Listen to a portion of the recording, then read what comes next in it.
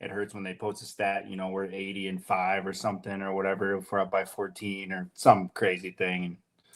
And, playmakers make plays, and they were making plays, and we couldn't get the offense going in the second half. And here we are, man. Another one that really, really hurts, but a fun team to watch. But this one hurt for sure.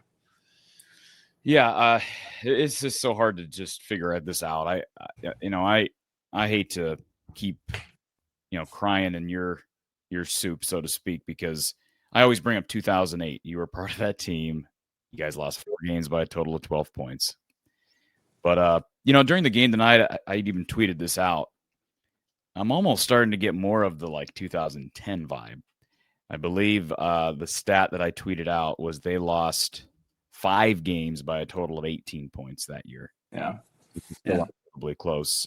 And I say that because your 2008 team, that felt like 2009 was going to be the year. With all due respect to the group of seniors in 2008, it felt like 2009, okay, we've hit our mark. And then 2010, it was sort of like 2016, where you have a bunch of guys returning and, highly regarded preseason. I don't know that you guys were real highly regarded in 08. You're coming off of a, average. Yeah, probably weren't at all. So it feels to me like we're starting to look more towards 2010, where they just kept finding ways to lose one-score games. They lost 5 one-score games that year, and they finished the year 8-5 with a win in the Insight Bowl. But I don't know where you start with this, Matt. And Coach Patterson will be joining the show here a little later. He's actually en route back to Iowa. He was over visiting his old Leathernecks in Macomb, Illinois today.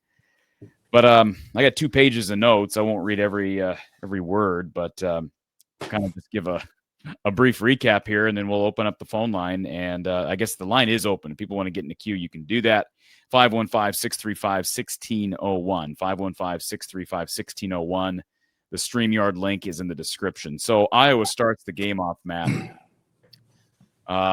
throwing some haymakers through the air. They go play action off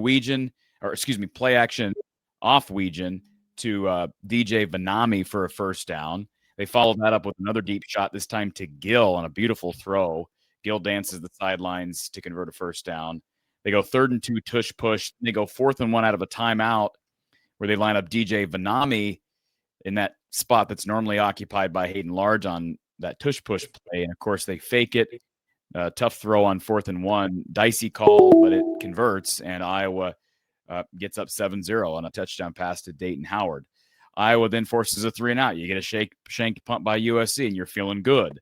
Gronowski, underthrows Weegan on a deep shot, misses Gill on 3rd down. So they have to give the ball back to USC, but Iowa gets a 4th and 1 stop near midfield. And then 3rd down to Weegan. Iowa gets 3rd down to Phillips. No Weegan on that play due to his helmet flying off. Iowa gets a crucial pass interference call that continues that drive. They end up with another touchdown, this one on a tush push, following a nice run on 3rd and 5 by Jazz Patterson down to the USC 2. So at that point, I was up 14-0, and you're feeling good. Real good. There for now, Matt. What was going right those first, that was early second quarter when they got up 14-0, I believe. What was going right the first 15 to 20 minutes? Well, I think I guess Corey's been kind of harping on Mark not starting fast, and he started fast, put a beautiful, ball to Gill, and Gill stayed in bounds and, almost scored in that play. So starting fast, accurate, and then we were just kind of manhandled the line of scrimmage. I mean, early the whole time, and he had time to throw. And you watch some of those. I mean, they were just kicking the snock at a number 8, I think. I don't know if he even played the second half because we were just running right over him, their D tackle. All those things were going well, and their playmakers weren't making plays yet, and our defense was doing what they needed to do. And we get up 14 points. We're all feeling pretty good. I've got a lot of notes from the first half, but my second half notes aren't that much, just because when we're positive, we're rolling. You take a lot of fun notes, but I don't know. I mean, just control and we loosened up obviously with Lester. I mean, I think we passed 6 out of 7 plays or something the first 6-7 plays, and then only ran twice, and then we kind of went into Iowa mode and started running inside zone, and it was working 4 or 5 yards at a time, and everything was kind of clicking. They take too long to go back to the throw game. in your opinion? When they were kind of struggling between second and third quarters, did they take too long to go back with what worked in the first place? I don't know. I mean, with Molden, I mean, he was getting 5-6 yards. I mean, he's a slick runner, and he was making it happen. So I don't think so. Not the way we were controlling line of scrimmage. And you know, the thing about it, that second half, not to get too deep into the game, but our D-backs were in position every time. Like the hands were on that ball, and those dudes were just they're good players, and they were coming down with the ball. And I just wanted them to drop one to help us out, and they weren't dropping them second half. So we'll come back to my notes, your notes. We kind of paused there at 14-0 Iowa, but I just want to skip to the end for a second. Does it not just feel like Iowa has gotten every bad bounce, every bad call, every margin that could go their way has gone the opposite way? You brought up these freakish plays, and look, Mekhi Lemon's amazing. Jacoby Lane's really good. Yeah. Dante Moore's really good. Maiyava's really good. Like, they've gone up against good playmakers, but we're talking pouring rain these last 2 weeks, and you would never know. Like, I didn't see USC's passing game affected at all today. I don't understand how that's possible. Okay. And I know Mekhi Lemon is, a finalist for the Maxwell Award. Only he and Jeremiah Smith occupy that finalist list as receivers. They're the only two receivers in the country. So he is ridiculous. But they refused to drop anything. If the ball was vaguely in their vicinity, they made a play on the ball. And we can get to officiating as well. It felt like the officiating, and I'm not one to go on here and whine about officials. But I tell you, for people who are frustrated, and I'm not going to claim the game was rigged, but I see people on social media who make that type of a comment. I didn't like this comment. This was fourth quarter. The flag that was picked up on the Caden Weegan late hit, it's clearly a late hit.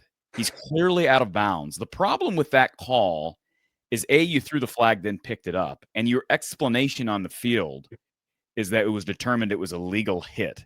So yeah, that's the wrong explanation.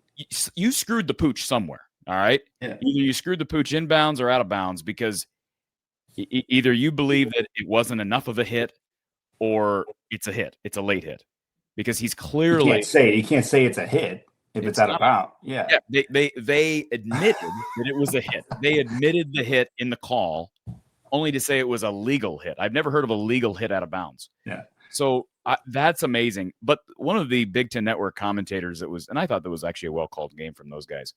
But this kind of rubbed me the wrong way. After they picked that flag up, the commentator agreed, and I'm not saying I like that call. Yeah, I like that call. He said and he said there's too much at stake.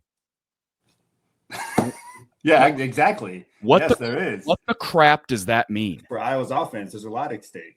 So, no, what that says to me, Matt, is what's the implication? He's not talking about Iowa's offense. He's talking about the playoff, okay? And anybody with a general sense of brains recognizes that USC has a legitimate shot at the playoff and Iowa does not. So, again, maybe that's tongue-in-cheek, or maybe that's a Freudian slip, but it almost implied to me that you can't make that call because USC needs to win this game for the Big Ten's hopes. I'm not saying I'm not saying that that's what it was. I'm just saying that play with the picking up of the flag and then that comment just really rubbed me the wrong way. And I don't like that we didn't. I mean, what was the? I'm sure we'll find out sooner or later. But what coach was it called on for the sideline infraction? Even that. I mean, a lot of things we got to make it Hail Mary at the end to win the game, but still to just completely take it out of our hands because some grown man probably said something to the ref like, give me a break. Like, don't throw that flag unless they're like pulling on his arm or like physically assaulting the ref. Like, you don't throw that flag the last minute, whatever, 32 seconds are left. And then I don't want to go down the ref, but then you miss a face mask and the next play it bounces off our knee, and that's or whatever, the player's hand, and it's picked off and they're on the 25 or 20. It's just, you can't miss those. You can't miss those calls, and you can't pick up that flag when if you watch that play on the sideline, he stopped. Weege went out of bounds, and he took 3 more steps and knocked him. Yeah, was it malicious? No, but it's still the rule. It was a clear hit. Anyway, yeah, those are a few big things that happened. I mean, that's why I got on this thing, and I'm like, man, I'm just frustrated and like angry just with the whole the whole thing. But everything. And every game, we said this last week, every game, like in this case, Iowa was up a little bit more earlier in the game. But against that USC offense, it's really not any more than when they were up against Iowa State late or against Oregon late, because that USC offense, especially at home, I know it's raining. I mean, they can go down the field in a snap of the finger. I think what's disturbing is the stat that we showed at the outset and Big Ten Network highlighted on the broadcast, 26-7 to end the game, and a scoreless second half for Iowa after they were rolling in the first half. They were on pace to score 42. They scored nothing in the second half against a USC defense, which, I mean, I ran the numbers here earlier in the week. USC's defense as a whole, total defense 48th in the country, pass defense 51st, rush defense 60th. That's crap. That's below average. I think you got to look both sides of the ball straight in the eyes, because the defense deserves blame for really just not being able to figure out a way to stop Mekhi Lemon and Jacoby Lane. And then on the offensive side of the ball, they're not giving the defense any help because really got nothing. Nothing after that early 21-7 start. I mean, again, 26-7 to end the game by the Trojans. I mean, we knew what their offense was, and to be ahead by that was fortunate. But we knew they were going to make a run, and they made it. And we needed one, 2, 3 plays on offense to go our way, and not go our way, but just a couple sustained drives with some points, a field goal, a couple field goals. And we just didn't get it. So yeah, that's tough. It's tough to ask our D to stop an offense like that for the entire game. Yeah, do we want to give up that many without scoring? No, but that's a tough assignment, and like I said, they were making plays, and here we are, man. Another loss by less than a touchdown. So so Jackson's in the chat. He says that was a catch. Again, margins, but I do want to show you a screenshot. You have it? Yeah, right. It wasn't reviewed either. No, it was reviewed. It was reviewed. It? Yes, they went into the 2-minute warning, and they did review it during the 2-minute warning. Yeah, look at that. But I mean, that looks to be a catch, does it not? To me, and they're going to say this whole toe landed out of bounds, but I mean, his toe landed out of bounds. His toe's in bounds. No, I know his little, like, who's going to call his little toe to his big? It's like, did you see the Oregon play with that called touchdown today? I think it might have been today or sometime. I just saw the clip. Same thing. I mean, the dudes, they called it a touchdown. Yeah, that's a tough one to swallow too, right there, dude. Don't show me that anymore. I'm just get that off the screen. Oh man. The crazy thing about it is, it's ruled a catch. They're inside the 10. With an opportunity to maybe run more clock, because they're probably going back to the ground game. Yeah. And a touchdown could potentially win the game. I mean, it's just there's just so many things. This is the woulda, shoulda, coulda season, and we started whispering that last week and the week before, and man, it's just I'm on a thread with some old teammates, man, and we're just we're fans, and it's just depressing to a certain extent. And I mean, these are, like I said, like in the beginning of this podcast, they're a fun group to watch. When the offense is rolling, especially, they're an awesome group to watch. And I love watching number 6, man. He makes a lot of plays, and he's got some closing speed to him too. So, and Wamke was hitting again, and it's just Graves was playing well in the middle, and our guys were making plays, and yeah, just tough one to swallow. So yeah, don't show me that clip again of his foot being in, because I'll probably rip the computer off the table. Yeah. I agree with Reddick that it's just an Yeah. Ugh. Big Grove Brewery, folks, the official watch party headquarters of the Hawks. In spite of the loss, they're going to continue to open their place up for the watch experience with their Easy Eddies, their neighborhood beers, their Citrus Surfer. It's all great. BigGrove.com. You can visit any of their convenient locations in Iowa City, Des Moines, Solon, Cedar Rapids, now Omaha, Nebraska open. We will be stopping by the Omaha store here very soon. So anyways, more information on that coming, but visit biggrove.com and check out all the locations, see what they have on the menu. Great food as well at Big Grove Brewery. Let's go to our Iowa Smokehouse call line. Got a bunch of people who are wanting to chat. Understandably so. I'm guessing Matt will have to play therapist for a while. Let's get Alex in to the show. Alex, welcome back to the show. Appreciate you calling our Iowa Smokehouse line. Good evening, gentlemen. How are you guys this evening? Good, Alex. All things considered. Matt, I got a question. Why do you guys ask that question? I mean, I know it's just common courtesy. Question. I know. Common courtesy. All right. Mom and dad raised me right. Yes, ma'am, no, ma'am, yes, sir, no, sir. I get it. Matt, I do have a question for you. When you were on the defensive lineman, when you felt like maybe the offensive line was getting a little handsy, did you ever go up and talk to the ref, say, hey, my jersey was an XL, it's a double XL because he's been tugging at it the entire game? Do you ever talk to the refs during the game, kind of like, hey, you might want to watch out for this? I left that to Mitch. Mitch did all the talking, man. King was he wasn't complaining, but he would say some stuff. But no. I mean, we were coached. It's your fault if you're getting held. You know what I mean? They're going to see it. You've got to force the ref to see it. And if you're not doing that as a D lineman, you're not doing your job. So no, I'd answer your question. I never really talk to the ref. Aaron Graves' his jersey is 2 times as big because, I mean, we talked about missed calls. I counted at least 6 blatant misholds, and I actually had them all written down of when it happened. And you could see that jersey going like this, and it's just like, how you guys missing that call? And you talked about the announcing crew. Hold on, I'll get to the other hold. About the one that was on Lutmer got held, and the announcer's like, "Oh, that was kind of ticky-tack. He sold that one." Yeah, because you brought up about the whole late hit out of bounds, which should have been called. So yeah, isn't it hard? Can I just ask this question? Isn't it actually wouldn't it legitimately be hard? Because I believe those officials are employees of the Big Ten Conference, correct? Do we know that for certain? Are they technically employed by the Big Ten Conference? I think it's technically they're not NFL refs where that's like their sole job. I think they have other jobs outside of. Okay, but my question is, wouldn't it be hard if you're employed by the Big Ten Conference in a game like this to not show some degrees of favoritism?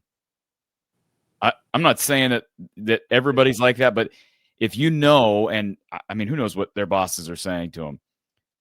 Clearly, a win by Iowa hurts the Big Ten. it just does. They win today, it hurts the league as a whole. It just does. So Corey's saying the Big Ten refs offer paid. Okay, I'm tweeting that. No, I'm just saying I don't know what it is. I'm not saying whether I'm not implying there was pay behind beneath the table. I'm just saying I understand. There's like subconscious bias in some way. I don't know, man. I hear the commentators. You were just talking about the call against Lutmer, and I'm glad you brought that up because Matt, you were an interior guy on the defensive line. So I'm guessing you pay a little bit more attention to what's going on between in the trenches as opposed to just watching the ball, maybe like the average fan does. So what did you see? I mean, is Alex exaggerating when he talks about 6 missed hold calls? Because we always hear, well, there's missed holding on every play, but then there's missed holding, and we saw several tonight. Yeah, I mean, Graves does a great job with his arm over. Like he's got, I mean, you could tell he was a wrestler. I mean, he did both wrestling and basketball, but wait, his little hand check and then his quick arm over. And I mean, this is every play in football. I mean, they could call holding probably every play. Now they got to call the blatant holds. Graves probably could get a few more just because that move that he does is so effective. But yeah, I mean, there was a couple I saw the couple on edge even. I think with Hackett or some on the edge, there was a couple of them, but they could call it every play. And that one was a hold on Lutmer. I mean, that wasn't a tic-tacky call that he was out there in space trying to make the tackle. So, and they're going to call those holds that are closer to the ball too. You know what I mean? I mean, they're not going to call some of these, in the interior line if they're not close to the ball. They're not going to call those.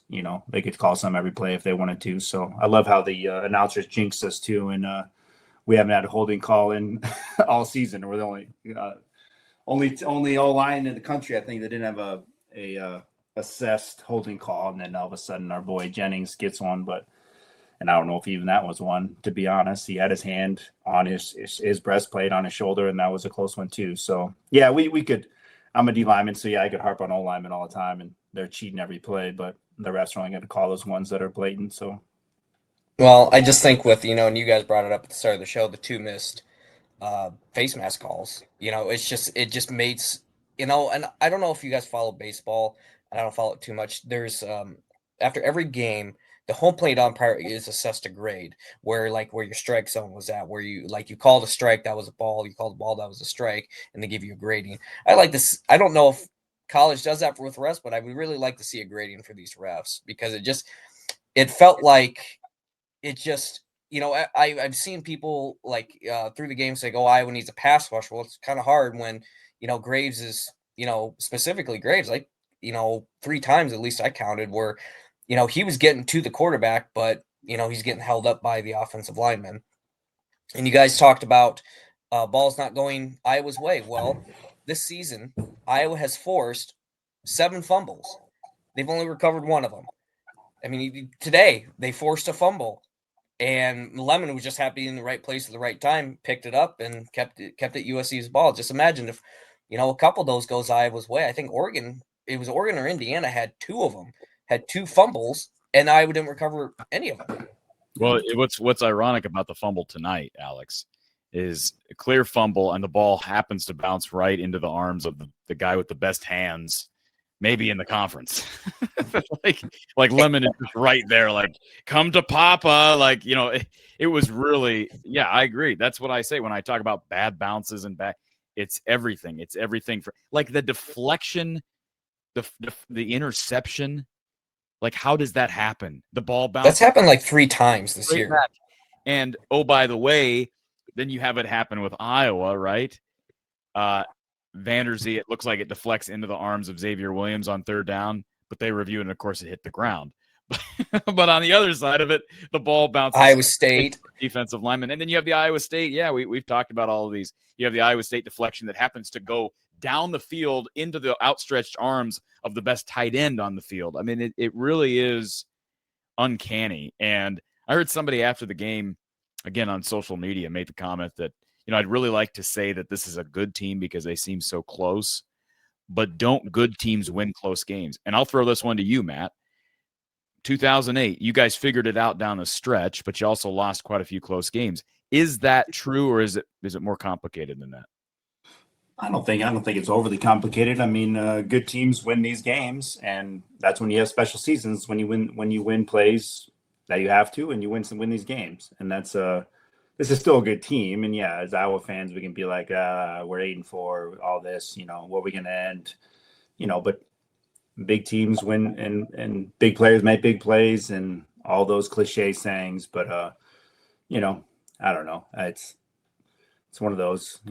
I don't know if it's obviously not the year that we wanted, and so far was just a tough one. And I don't know how to answer your question, Corey. Really, it's just one of those deals where it's just football, man. You lose these close games. More often than not, with Iowa's defense, we pull these out, or we get a last-second field goal, and these 3-4 games, just the ball just hasn't bounced our way, and we can sit here and make excuses. But let's be ahead by more, not be in these positions to. But glass half full, like, it is exciting to see we have a QB that can lead us down the field these last couple games and put us in position. Like, Weegan comes down with that ball. We're in a position to win the game, and we're in, just like last game, we're in position to do it. Indiana, if he was in, I'm sure he would have gave us a position to win that game. So that's exciting. I mean, I'm always going to be a positive dude, and I'm just hurt over these losses, everyone else, but glass half full, we got a QB and an offense at times that can lead us down the field to put us in position to win. And we're just, we're just not quite there. Quite there to do it, man. You brought it up. Corey wants to see something thrown across the screen. I mean, he brought it up this time. He brought up the Weegan catch. I mean, how does what's his face for Indiana manage to get his feet in on that Omar Cooper play? Omar Cooper against Penn State in the back of the end zone. Yeah, I mean, I know Weegan is pushed here, but it's just like the Kamari Moulton play on the 2-point conversion last week. It's the same thing. It's the same thing. I mean, Yeah. it's Inches, man. Inches. over and over and over again. That's why when you said earlier, Matt, well, typically more times than not, Iowa wins those close games. I get what you're saying, and you're right. But my response to that is, why does it seem like Why this year? rains at pours? Yeah. Why Why does it go completely opposite? Yeah. This On these entire year wins. has, with the All these exception losses. of being Penn State, but the Penn State of the teams that Iowa lost to is the worst team there, surprisingly enough. They're the worst team of those four, I'd say, right there with Iowa State. So I just it is hard to explain. Matt, how do you, since you've been in the program, how do you, with a game like this and a game like even against Oregon and Indiana, where you're so close to a win and you just don't, and and I came on here last week. I said Iowa has a very slim chance at the playoffs. They even mentioned on the broadcast a lot of things had to go right, a lot of chaos. They even said that chaos had to happen for it to happen. Now it's completely gone. Maybe Iowa players thought like, hey, if we just take care of business, we give ourselves the best chance. Obviously, you got to win the games. But now, how do you, as a player, like try to just, okay, we got 2 games left, 3 games left, the 2 regular seasons plus a bowl game. What's the mentality? Like, how do you guys like just say, okay, hey, next week it's Michigan State at home? Like, how do you overcome that? I mean, we're all competitors, right? I mean, these dudes have been playing football since they're probably 4th, 5th grade, and that's just especially a senior, it's going to be your last couple of games. Like that's just leadership. That's everything, and that's always been our program is these leaders stepping up and doing what they need to do. And some one of the stats, 134 career starts for this O line. Like they're not going to throw the towel in the last couple, 2 or 3. They're going to do everything they can to win a game and prepare during the week and do what they need to do to recover and get there. And we had that whole thing. We can't travel West Coast. Well, we came out hot and we're firing and we played well on the West Coast. So, this team has good leaders and they'll be just fine. But I said that last week too, losing a tough one and we put our best foot forward tonight and just came up a little short. But I mean, we're all competitors. Everyone wants to compete and they're not going to want to end, that's the rest of your life. You got to talk about how you end your senior season. So, you don't want to be on a negative note. No, in a couple more things on the offense. It was reported that Jennings Dunker, Caden Pieper, and I can't remember, Bo Stevens went out of this game, so Iowa had a couple backups in there, so I don't think that helped. And then on that one kind of busted play where I think TJ Hall got a PI, he went out of the game too, and I don't think he ever returned. So I know injuries did not help. You guys mentioned at the start of the show where you asked Matt, did Iowa go away from the pass too soon? And I was in the chat. I don't know, Corey, if you saw me, I was nodding my head because it looked like they had some good success throwing the ball. Obviously, it's, but then they went kind of that typical run pass, that typical Iowa style. And then when they had the throw, it was kind of predictable at that point because USC thought, hey, we're going to put 8 guys in the box. We're going to dare you to pass. And Iowa did. And we were very successful. I thought we should have kept going throughout the game. So, and with the defense, I mean, you got to look at, it's kind of like Oregon last week. They got some dudes. I mean, Lemon is 1st round pick, maybe 2nd round, high 2nd round. Dude's a baller. And then can't think of the other guy. Lane, I think is his last name. Another guy. I don't know what he's going to be looking like in the draft, maybe 3rd, 4th round. But I mean, you're going against NFL caliber wide receivers, and Iowa's secondary is not as good as it has been. It's still a pretty good unit, but nowhere near to the level as it was. So, Yeah, I agree with all of that. And I don't know that we've brought this up yet, but our Big Rove's big play of the day. You guys, you had to have a pass back to Mark Gronowski. Caden Weegan to Reese Vanderzee to Mark Gronowski for the 5-yard touchdown reception with a little over 3 minutes to go in the 2nd quarter. Did you, and I saw Barbara mention it in the chat, did you guys notice that Kirk was about to cry after that he made that play? Now, I saw it on the replay. He was kind of like, I laugh only because my mind goes to, is he like just so like, is he He's so elated. He's so elated and emotional that I mean, this has always been him. It's usually just in a locker room, but yeah, those first couple of scores, even at both touchdowns, that emotion on his face, Like we've all seen it as players in the locker room, and I'll be open about that. And we'd see it in highlight clips from the locker room after a big win. But yeah, it was almost coming out on the field a couple times in the first half, and it's like, why do He you had that little smirk. He kind of had that little smirk on his face where he's trying not to smile, but the corner of his mouth goes up because he's happy that they scored. Why do you suppose that is, Matt? Why would he have been getting so emotional over 2 touchdowns in the first half? Because the people that want to rip on Kirk will just say, well, he's thinking about, hey, finally he's losing his edge or something, you know? No, not at all. I think, you know, to go up 14-0 versus USC in the Coliseum on the West Coast in a, what were we, number 17, number 21 matchup, like, yeah, that's just a dude. To me, yeah, I played for him, but that's just a dude that still cares immensely. And for games like, you know, get up 14-0, I mean, he knows the way our defense plays.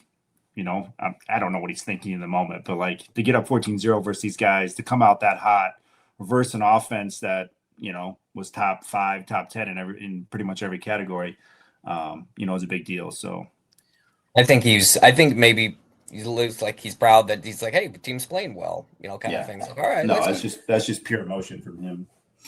One more question, Corey, then I'll jump off. I know Iowa wrestling is doing the national duels right now. Are you guys going to have a show after the final duel, or I believe we got a show coming up tomorrow night.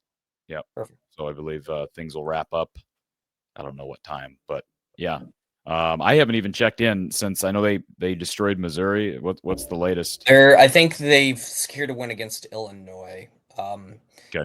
Patrick Kennedy really he just wants he tries to lose some matches, I think, but I think they secured a win. It wasn't a very like thumping win, but I think they did secure a win. Well, I'm guessing they're resting some people, right? Like they're not some of these, like they didn't play Keeter, they didn't wrestle Keeter. No, he was the guy I follow on X, who posts a lot about women's wrestling as well. Said Keeter was still in the street clothes, so it's going to be the backup to that. Yep. I know Angelo was wrestling, I think, when at the time we jumped on. I don't know how he did though. Okay. So no, we'll have some coverage this weekend, Alex. Perfect. All right. Thank you, sir. Always enjoy chatting with you. Yep. Have a good night. Big Rose big play of the day. The Caden Weegan to Reese Vanderzee to Mark Gronowski 5-yard touchdown reception with 3:24 to go in the second quarter. Unfortunately, it wasn't enough as Iowa falls to the Trojans 26-21 down the stretch, giving up 26 of the final 33 points scored. Let's go back to our Iowa Smokehouse line. We have got Vincent here. Vincent, welcome. Yeah, to ask you guys how you're doing, I kind of know. I can see Matt's frustration on his face, so I won't even delve into that one. But anyhow, I guess the most frustrating part for me on this one, and obviously watched Indiana and Oregon, but I think here's the painful part. I think Lester's second half play calling, we went too much into trying to get maybe a little fancy on offensive play calling instead of just sticking with what we know. And a lot of the commentators, you know, I watched Joel Klatt and some others talking about if Iowa can just stick to the run and, you know, keep the ball out of USC's hands offensively, it's going to bode well for them. And we just didn't do it in the second half. I just want to get your take on that. I think Matt touched on it earlier. We were getting 5-6 yards a carry, but yet in the second half, we just seemed to go away from that. What did you see? I think the biggest, the biggest problem collectively, and I got to go back and watch. I hate to even have to do that, but especially as you got to that third quarter, because like they went on their run from early second quarter on, but we were feeling pretty good at 21-10, right? Yeah, we were. And so I would say the biggest issue was the fact that defense just couldn't get off the field. And you can talk about bending all you want, but against that team, you can't give up so many chunk plays. And they just continue to give up chunk play after chunk play after chunk play to Lane. What Lemon finished with, like 153 yards and a touchdown. Yeah, I mean that he's phenomenal. He might be the best receiver in college football, not named Jeremiah Smith. In fact, he's right there with Jeremiah Smith. Absolutely. I mean, that catch he had. Did you see he had one over the middle? I think it was, or mid second quarter or mid third quarter, but Wampa turned him upside down on that catch. Didn't matter. And still caught that ball. But I've been watching him all season. He's a dog. Mekhi Lemon, he's a dog. But to kind of get back to, I watched Joel Klatt and Joshua Payton. They're both saying the same thing, and things were going according to script, at least to start. We're up 21-7, and once you get to that point, you want to make sure you do more ball control, running the football. I just thought we got away from that. We didn't do it, and Matt can probably chime in too. But when you're getting 4 to 6 yards a carry and you're controlling the clock, controlling possession, we just didn't do that enough in the second half, and it really came back to bite us in the ass because we got outscored 26-7. Well, the other thing I was going to bring up real quick, and then Matt, if you have something to comment on that, what did you guys? I know all the attention is focused on the Caden Weegan catch that was for naught, but what did you think about them going 3 runs up the middle on that series right before that 4th and 6 play where they go deep to Weegan? They go run with Patterson, run with Xavier Williams. I thought Tim Lester called a brilliant first half. Yes, beautiful call for Caden Weegan that got him that big chunk yardage to get them in a position there in plus territory late.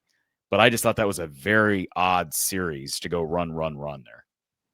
I just think there's always still more opportunity to get a Mark on the edge. Yes.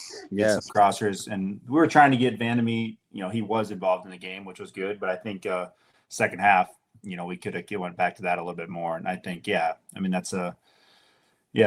hate them when they don't work the 3 runs up the middle, and we love it when they grind them out to get 12, in 3 plays. But that didn't happen. I just with Mark's legs, I just want him on the edge a little bit more, even with USC's athletes. I don't think it matters. Either you can dump it off to one of these tight ends or, run for 3 or 4, and then we cut that distance in half. So I feel like there's more opportunity for that. So, well, even on the edge, I mean, here's what I'm thinking is when we have the ball with what seems to look like the last possession of the game, you got 4 minutes left. I'm thinking to myself, you want to run the ball, but let's also not only use our tailbacks, but use Mark's legs as well. He's so he always usually has positive yards. So, and we had instances throughout the game where Lester's calling, he spreads everybody out. You have just a 5-man line, and then Mark can kind of pick his lane up the middle. I wish we'd have done that in that last 3 minutes versus just kind of running a more 12 personnel or 11 personnel, spread it out, not only run the clock, but gain positive yardage. That's what I would have liked to have seen and thought we were going to do, but we just didn't. Yeah. Yeah, and they got to get Mark going on the ground again. I don't know. Is that he's so good? Yeah, Matt, you've seen. I know they had that 1 3rd down that he got stuffed on, but are teams just figuring out ways to make it harder on him to find space? What are you seeing? I think they're playing more responsibility football, which a lot of teams are disciplined enough like us to X out who's got the QB, who's got the running back, and you could see some of those breakdowns on TV. Those DNs were pretty much spying on him a little bit. So some of those zone reads, I think they're getting us. That's what I'm saying. If it's a play action rollout or something to get him in space and get him on the edge that he can scramble for 5 or 6 yards up the sideline. But I think you're onto something, Corey, with some teams, playing more responsible football on the edge with those DNs in some of our, zone read schemes that we do. It's he almost picks his spots too much. A couple of those QB runs up the middle, he's so patient, it almost drives me nuts. I want him to get going. First, I don't want him to get hit hard, but he just sometimes he's just picking his spot, which he still gets 4 or 5 yards, which more power to him. But I feel like he's just standing still sometimes, waiting for that hole, and it's driving me nuts. But yeah, I agree. I think those last series calls are always going to be scrutinized, and which way we should go. As fans, we don't know, but I think get him on the edge and get him in space and let him dump it off to a tight end here or there, or scramble for 5 or 6. I think would have helped us. But That's why I'm not no coordinator, Corey. I was just a dumb D lineman, so I don't know. You know. Did you ever? I mean, I know we're going to get into the farming thing here in a minute, but did you ever consider coaching post career? Yeah, a little bit. I mean, if the family farm wasn't there, that'd probably be something that I would have pursued, and you know, was under a lot of good coaches in the D line world with Coach Aiken for the longest time, Coach K, and then obviously Rex, and then in the NFL level, you know, he was a D line coach his beginning, and then went D coordinator, and then obviously head coach for us. But so a lot of guys with a lot of different insight and technique, and I was a big technique guy, right? Like I wasn't the jump off this sheet athletically at anybody, but if I could do proper technique, and that's, you know, that's mostly what coaching is teaching these D linemen work with your hands and footwork and things like that. So yeah, I definitely would have considered, I think, if farming wasn't there, the family farm wasn't there. I just coach 3rd and 4th grade flag football now, so it's exciting stuff. If I can add, you guys might have touched on this, not to get or go in a different direction, but I know we got that unsportsmanlike at the end of the game with, Yep. I guess, an assistant coach. Do we know what or who that was? No idea. Okay. I'm hopeful that will be something that is asked of Kirk Ferentz. Oh, are you going to have Tom or Kakert on later, do you think? Or That's a good question. I've not heard from Tom. okay. So, and I don't even know that Tom, we've just been on different paths this week. I don't know that Tom Gotcha. made it Okay. out to LA. Okay. Well, I won't keep you guys. Matt, as always, just thanks for taking the time for us fans, and Corey, thanks for having the platform. I'll just kind of listen and see what other callers have to say. Okay, Thanks, Vince. Thank you, Thanks, guys. Appreciate it. All right. Yeah. Before we move on, we're going to take a quick break. We'll be back with more from Matt Kroll as we continue to talk about USC's 26-21 victory over the Hawkeyes. Unfortunately, out at the LA Coliseum tonight on this 15th day of November. So more with myself, Matt Kroll. We'll be back in a moment.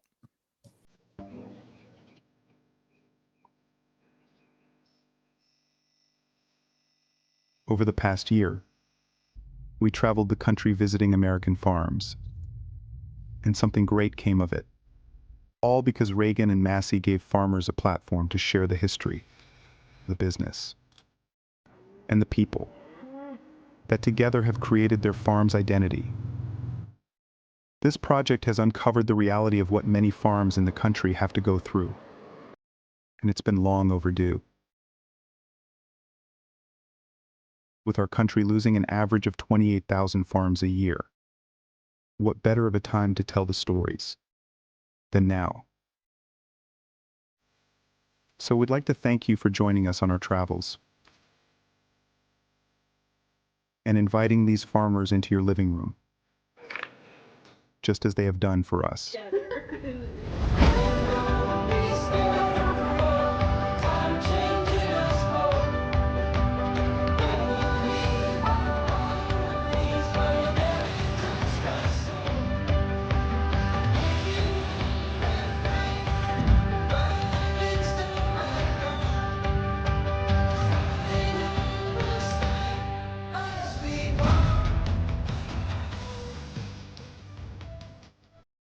Farm of America, what a great docu-series to tide you up this winter. Plenty of nights, I'm sure, where you'll be cooped up in front of the television. So that's why we have Matt Kroll. Matt and his family farm are featured on Reagan and Massey's a show called Farms of America, as you just saw previewed. Matt, we've been talking about this show. This is a great documentary over the last few weeks. I would like to know from your point of view, what makes this show different from every other television show on TV? I'm kind of throwing you a curveball. Yeah, but no, it's makes this more real and more authentic and more interesting to Hawkeye fans. Well, I think like any docu-series, you know, this one's just portraying it in a positive light, like I've said a couple times. And I think it's just what this state's all about, right? Any Midwest state, that's the foundation of who we are as agriculture. And, you know, I think it affects 1 in 5 people or 1 in 4 people in this state is intertwined in ag in some way, if that's a co-op or that's some ag sales or that's equipment sales. So I think it's good for people to kind of re-immerse themselves in, you know, not only our farm, but farms nationwide too. So I think it's just one of those deals that we hear all the time. You know, we open our place up agritourism, if you want to call it that, majority of the year. But we hear it all the time. I remember on grandma's place, right? I remember on grandpa's farm, I used to do this, used to do that. So, and that's becoming less and less, right? We get more disconnected from our family farms, and we're losing family farms every year. So I think it's, this show is just putting us in a positive light to kind of show people, farmers are still the backbone of this state especially, but in the nation as well. So, all those things that we wear, or we drive or we eat, that's all started with someone that, is working with their hands and doing the best they can to try and take ag into the future. So yeah, it's a good show. I'm excited for the second season too. How farms started, how they thrive today, what the future holds, and you're going to get a glimpse at farms not just in the Iowa Midwest, but cranberry farms in Massachusetts, crawfish farming in Louisiana, oyster farming out on the West Coast. Really the full spectrum of American farming. Each episode dives into a different backstory of how each farm got started, how it operates on a day-to-day basis, and about conversations of who will take over next. And what's the background, the history of you learned this by watching episode 1 of season 1, but what is the background, the history of Kroll Farms? So Kroll Farm started, the family name was Wolf. So my grandma's maiden name was Wolf. They were all doctors and lawyers in the town nearby, and they kind of bought some land outside of town of Mount Vernon.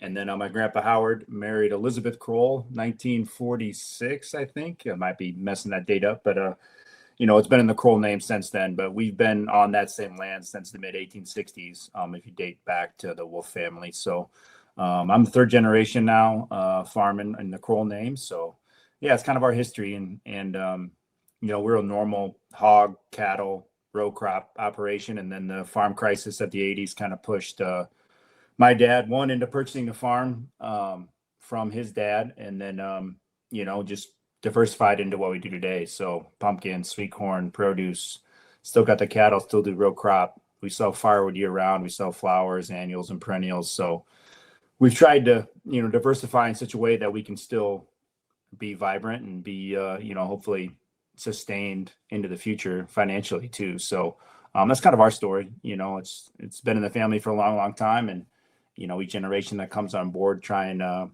make it better, and then keep that entrepreneurial spirit to just keep adapting to challenges. And when money's tight or these commodity prices are down, hopefully we can, as our farm, we can kind of put some more energy into the different businesses that we have. So have you ever wondered how a modern farmer makes his money, makes his living, makes his family's ends meet? No better way than to tune into Farms of America, brought to you by Reagan and Massey's RM43 Serious Weed Control. You can check out the series. Season 1 is up on Reagan and Massey's YouTube channel. It's totally free. The link is in our description, so check it out. That is why Matt Kroll is with us, and we have certainly enjoyed chatting with you over the last few weeks. We'll enjoy these couple of games in front of us, even though the stakes have changed to some extent. So, all right, let's go back to we've got a couple of super chats that I don't want to forget. Lomansky, thank you for this, Lomansky. Lomansky with the super chat. He says, understanding the skill level of USC, begging our offense in the second half to pass more and feel like we beat ourselves, it hurts and it sucks. ANF. America needs farmers. So Lomansky's always got some wisdom, some emotion, all enveloped into one comment. So we appreciate that. Lomansky, he also adds with a different super chat, given to Swarm, ? If not, don't watch sports. So have you given to Swarm? So he's encouraging donations to the Swarm. So what are your thoughts on the collective? Oh gosh, loaded question. Hey, Lomansky brought it up, and I don't think you and I never really talked about NIL that extensively. No, I think it's a good thing. Obviously we talked about it needs to be controlled to a certain extent. And yeah, are we going to have the financial backing of some of these schools like Texas A&M and things like that? But no. But at the same time, we're going to go out and compete, and it's fun to look at Iowa athletics as a whole, man. I mean, I've followed women's basketball now more so than I ever would have thought. Always follow wrestling, track and field's always up there, field hockey. Volleyball starting to make a push, I think. Is some of these things that I follow, and overall, Iowa athletics is a cool thing to watch, and being where we are, University of Iowa, there's no other, pro teams per se. So to have the Iowa fan base, try and support it and to feel like they're part of it, I think that's a cool thing. And I think, this NIL deal, these athletes, deserve some sort of cut. And I think we're starting to get to that way. Now we can get in a whole conversation of transferring and, do these kids need to sign 2-year contracts per se to stay at certain universities? Maybe, but how do we control it and not become another professional sport? I don't know. But, I think it's good. It's a good thing. I haven't given the Swarm that much though. So have you? No. Yeah. So here's I'll just being honest. Now I've had myself some of their, now I can't even, I guess they're just their Swarm beer is what it's called. But we've had Brad Heinrichs of the Swarm on the show. Mhm. We've talked about it a lot. Yeah, I mean, I have nothing against, I think the collective is obviously in the best interest of Iowa. I'm not doubting that. I think we can all agree that the way it was set up initially, not just this collective, but just NIL, the structure or lack thereof in the first place, it was never going to be able to keep up with the powers. And so, the hope now that we're into revenue sharing, I don't really know the trickle-down effect that it's had across the country with NIL. There's supposed to be more structure on these deals, more regulations on who can get paid what for what. But yeah, I mean, you hear less about the Swarm now, but it's still a factor. But we'll just have to see how this changes. I mean, it's been a few months since revenue sharing began. Yeah, we haven't seen a transfer portal window with it either. Yeah, true. Yeah, there's a lot of things to get figured out. Lemansky super chat. Thanks, Corey. What's at stake? Comment. A biased comment by the broadcast team. Well, yeah, that's what kind of how I felt at the time. I just thought it was an odd comment to make. But, hey, that's just like sometimes I say stupid stuff on this show, and those guys have exponentially more people watching them, bigger stage. So I have some forgiveness for live television.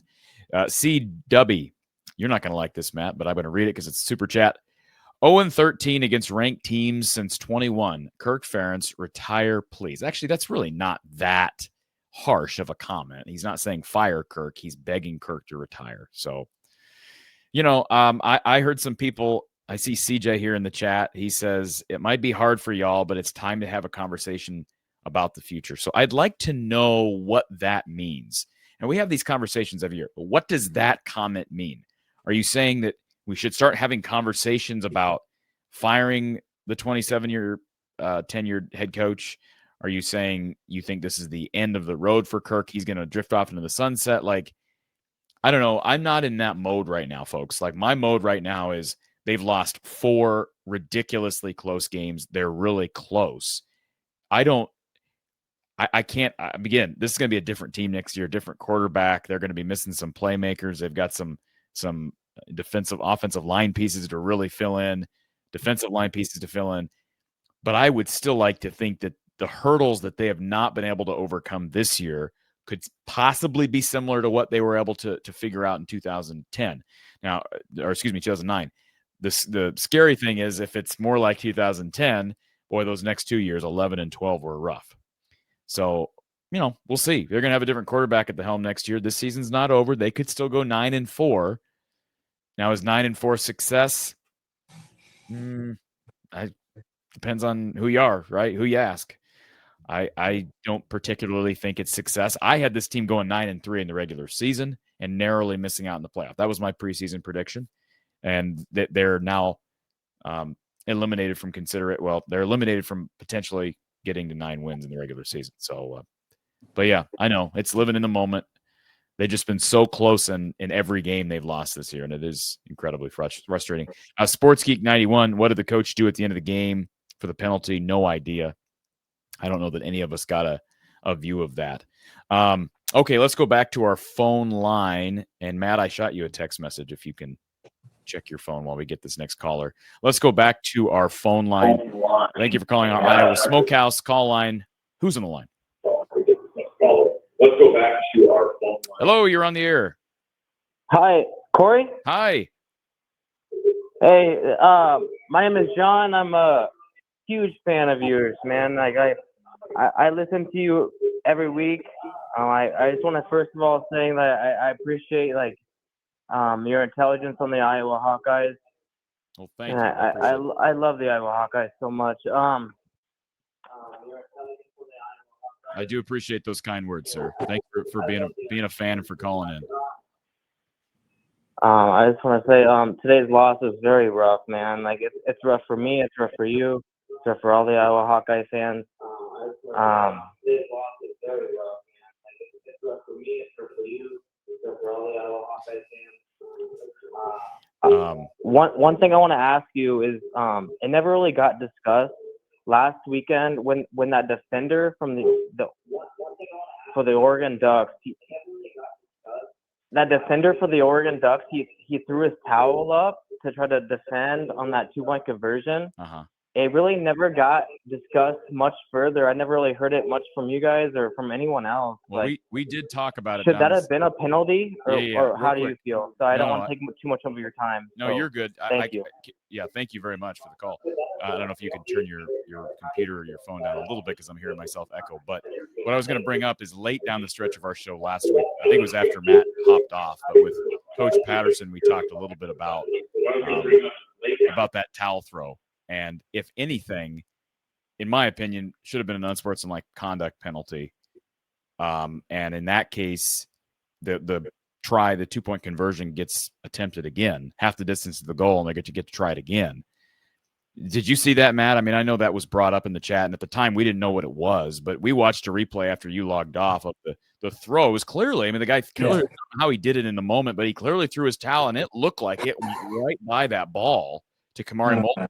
The end zone. Was a very strange happening. I don't know that I've ever seen anything like that in the field of play. Well, the thing is, I've never broke down games on podcasts before, but I just feel like we have so many of these plays, man, that are just off the wall. Heel to toe, toe to heel, towels being pulled mid play and thrown at the football. It's just, it's a wonderful sport, but it's it's crazy. No, I saw that. Yeah, I don't know. They've probably never seen it either. So what they're going to assess on it or what they're going to do, I don't know. And, I give refs a hard time, but you got to give them a lot of credit too. As fast as these players are playing and as fast as these bang, bang plays happen, these guys can see it most times, which is pretty impressive. So you'll give them that. But yeah, I saw that play and I just kind of forgot about it since last week, but he obviously hasn't.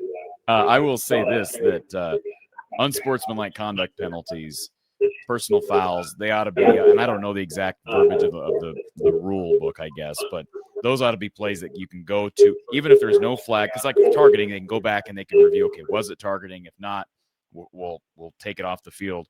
They ought to be able to do the same thing when a flag was not thrown, just like in the NBA. Like if a guy punches somebody and they don't see it, they're not going to say, we didn't see it. They're going to go in the next time out, look at the replay, and perhaps assess a technical or a flagrant 2, possible ejection, something like that. In hindsight, I can't imagine that nobody on the Iowa sideline saw it. So you're telling me that nobody said something to the official? The official should have been able to go back while reviewing the catch. They saw it on the catch. That's the other thing. They reviewed the catch to see if Moulton's feet were in bounds. They ruled him out of bounds. They should have been able to say, this is how you want to know how they do it, Matt? The Zebras, they come in front of the audience and they say, after reviewing the play, the receiver was out of bounds. However, upon further review, there is an unsportsmanlike conduct penalty for throwing an object during the course of the play towards the receiver. It's and half the distance to the goal, replay the 2-point conversion. I don't understand why that's not possible. And if it is possible, why that didn't happen. And that scenario is a little bit different, but my question would be, there's always coaches complain about something. So how do the refs control that? Is it like a freaking challenge red flag or something? They're like, hey, I get 2 of them. This is what I saw. You need to review. This is what I'm talking. I don't know. It's something. But real quick, coaches are always complaining about things. But if they're, this is where I think the line can be drawn. If a coach accuses a player or a team of something that would be considered a personal foul, like a punch, like a late hit, like throwing a towel during the course of the play, to me, those are things that you should automatically be able to go to the review desk and figure out. Now maybe you do want to make that a challengeable thing where you have to throw the red flag, so to speak.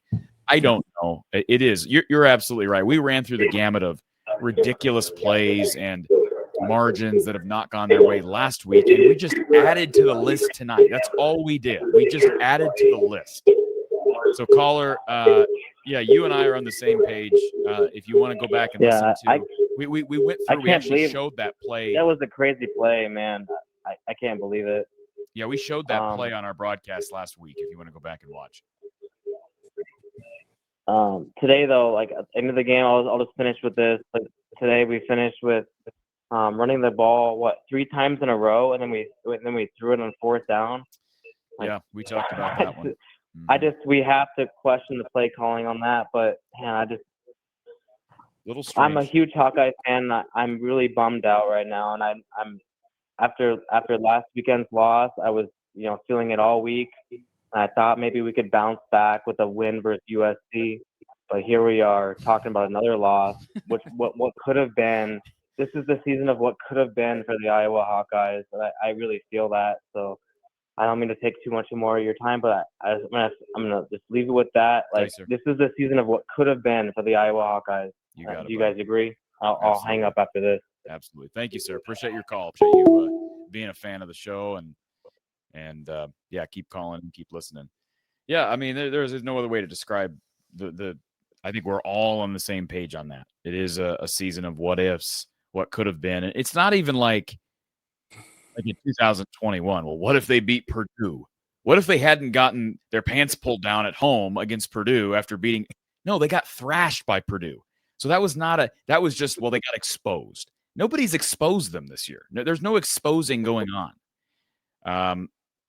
Unless you want to qualify the fact that they've not been able to convert late in games more often than not, then I guess they've gotten exposed in close games. But this is, I don't recall a year like this, Matt. And, it's going to be whether they end up, I mean, they could be set. What's crazy about this is this could end up exactly like 2010. There's no guarantee they win at Nebraska. I mean, they may. And I think they'll beat Michigan State next week, but they could end up 7-5. This is a team that very easily could have been in the playoff, but that's the margin when you're playing close games. Similar to 2015, they could have probably been. I mean, count up the close games that year, they probably could have been 6-6. Difference of maybe 20 points. They could have been 6-6 a year. They finished 12-0. Yeah, this has been that way since 2002. You know what I mean? True. To be honest, I mean, it's every year. I mean, we're 500 above, and our 5 or 6 plays that go our way, then we're 10-11 wins. It's just which, listen, is a position that I would want to be in rather than crawling for 3 or 4 wins. We're always competing, unless we just have an off game, which doesn't happen that often either. And you're absolutely right about this season, just so close. And I think it hurts us even more in seasons like this as fans and commentators after the game. It's just a tough one. So, but yeah, like I said, I mean, I remember getting recruited and watching games that 2002 season. I was at that Iowa State game that we lost at home to kind of not ruin that season. That season's forever ingrained in Iowa history. But, every year has been that way. 2003, 2004, on up. They've always been our difference between a 6-5 season or a 7-5 season and a 10-4 is 6-7 plays. And for whatever reason, this season, balls are bouncing off people's wrists and right into some freshman D lineman's hands tonight, and all these things. Straight backwards. Yeah, some 6'7", 350-pound dude just right in his chest. Why not do it? Yeah, and you got that play, and then we've talked about this. Like some of these plays have defied physics.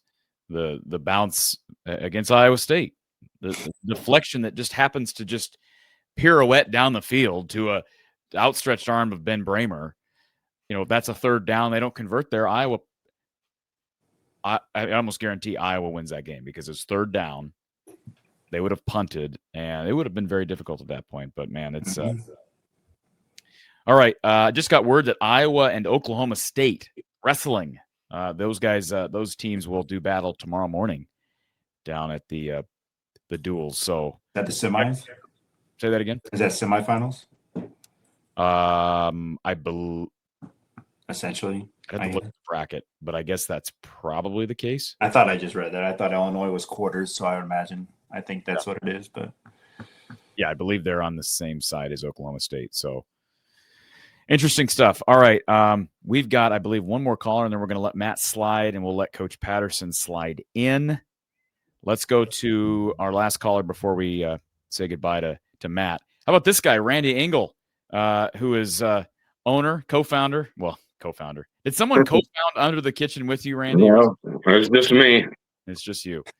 Randy, I hate to take credit away from you. Welcome back to the show. Before I let you have the floor for a minute here, Randy, we did put the banner up there. Let's shout out Kamari Moulton. He did run the ball hard again, and he's having a terrific year. 6 yards per carry tonight, 15 carries. You could argue he should have had more. I did think there were a few times late. Now, Matt, maybe he was dinged up, but we've talked about those 3 straight runs. They went Jazz, Xavier.